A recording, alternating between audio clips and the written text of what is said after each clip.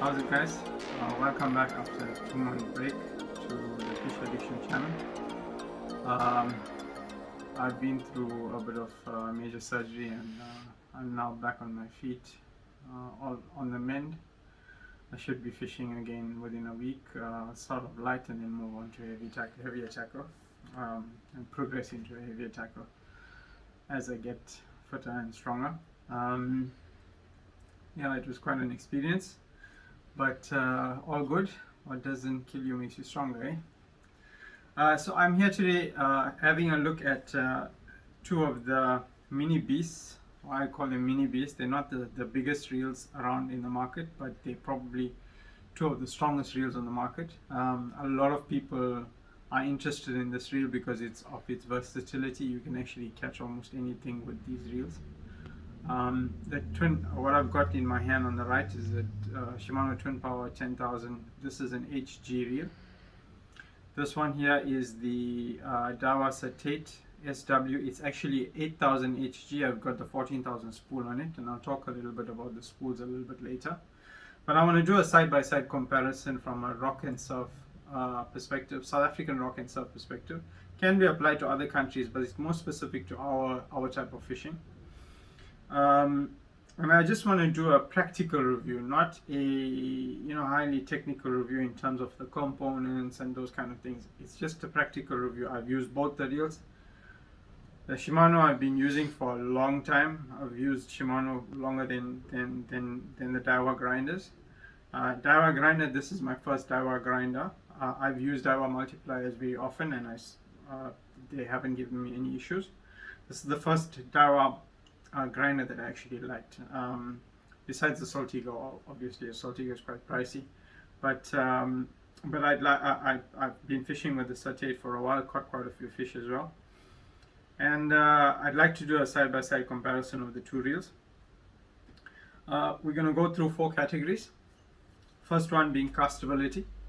So on the casting side, if I have to do a side-by-side comparison, I'd rate the reel's casting ability quite equal. Both of them throw very, very, very, very well.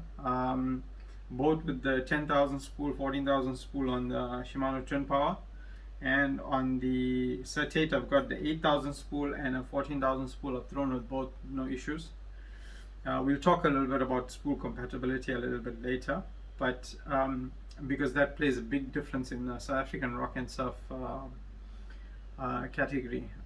Most of the competitive rock and surf anglers like to target a diverse range of species, and spool interchangeability and spool compatibility is very important in that regard. So this reel can go through from the 8,000 to the 10,000 to the 14,000 spools. It can all change onto the same gearbox. So this gearbox here is an HG gearbox. So is this one. This is also an HG gearbox. I prefer the HG gearbox instead of the PG.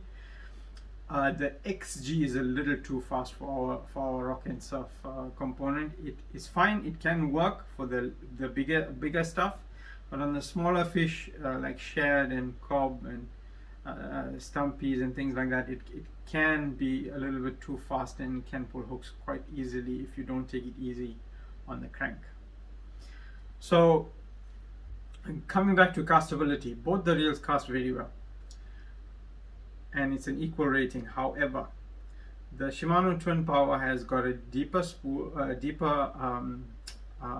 line capacity rating, meaning that it will take more braid. It takes about 50 meters more on the 14,000 size spool. I've got a 14,000 size spool here for the Shimano. This is the older Shimano Twinpower. It fits. It's no issue between the older model and the newer model on the Shimano Twinpower. On the Daiwa Certate, I've got an 8,000 spool and 14,000 spool. The 14,000 spool holds 50 meters less than the 14,000 spool on the Shimano. So that's where I would rate the difference. And also, there's one more very important thing: the lip design on the Shimano Twinpower and the lip design on the Daiwa Certate is slightly different. There's a very slight difference in terms of how this spool has been designed and how this spool has been designed.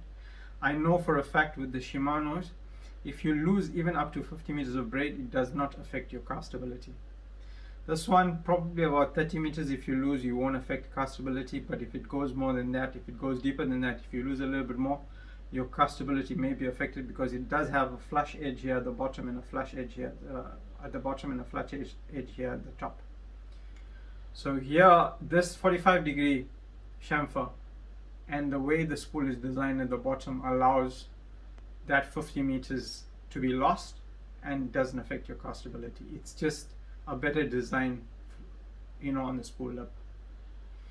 So that's why I would rate the Twinpower 5 out of 5 and the Certate 4.5 out of 5 for castability, in total castability, not just castability. It's more talking about the braid, the amount of braid it can take, the spool design, those kind of things all play a part in terms of castability. Then from a strength perspective, from a strength perspective, I would say that these reels, they're both quite solid. When I say strength, I mean rigidity. I mean the flex, the amount of flex that the reel has when you're reeling in. Here, the Daiwa Certate has got a better design. The monocoque design and this design on the Twinpower is very slight difference, but this is overall a little bit more rigid. So I would rate this one a 5 out of 5 and this one 4.5 out of 5. Then from a smoothness perspective, both the reels are equally smooth. There is no issue between these reels. They're smooth like butter. They're almost as good as the flagship, which is the Stella on the Shimano side, and the Saltiga on the Daiwa side. So smoothness perspective, 5 out of 5. Technical, the last category is technical specifications. Technical specifications, both the reels are equally proportioned. They've both got very similar characteristics in terms of availability. The Shimano Twinpower is available in 8,000, 10,000, 14,000. From a spool interchangeability perspective, I'm not too sure. I know the 10,000 and 14,000 spools are interchangeable. I'm not too sure on the 8,000. I know on the older models, all three were interchangeable: 8,000, 10,000, and 14,000. On the Daiwa Certate, I know I've tried all of them. I bought the 8,000 size reel and I fitted a 14,000 size spool. There's no issue. I presume it would be the same if you bought a 14,000 spool, 14,000 reel and put on an 8,000 or a 10,000 spool on it. Then from a technical gearing perspective, you've got the PG, the HG, and the XG here as well. PG, HG, and XG. So side-by-side comparison, there's nothing much of a difference. Even from a weight perspective, it's 22 ounce and 22 ounce. From a weight perspective, the Daiwa Certate does feel a little bit heavier because it's got a little bit more weight on the bottom because of the monocoque gear. This reel feels very light. It's always felt light from the time I've been using it. But it's very, very small, the difference. It's very slightly more bottom heavy, this reel. But overall, from a weight perspective, they're both almost identically around the 22 ounce weight category. So all in all, both the reels are relatively evenly matched. Overall ratings, they're evenly matched. It's just about preference to me. You could use either one in our rock and surf category in South Africa, and you would be happy with both the reels. Just remember to service them annually. Then the other thing is from a rod compatibility perspective, these reels are very high-end reels, so I would match them with from the Assassin range, the new Evo 5, the new Evo 6, the new Horizon Championship Edition 5, Horizon Championship Edition 6. 14 foot or 15 foot is not a problem. Either one will work. Yeah, those are pretty awesome setups that would be able to target just about anything in South Africa. Yeah, so that's a wrap from me in terms of the real compatibility review. I hope I've helped you guys come up with a difference.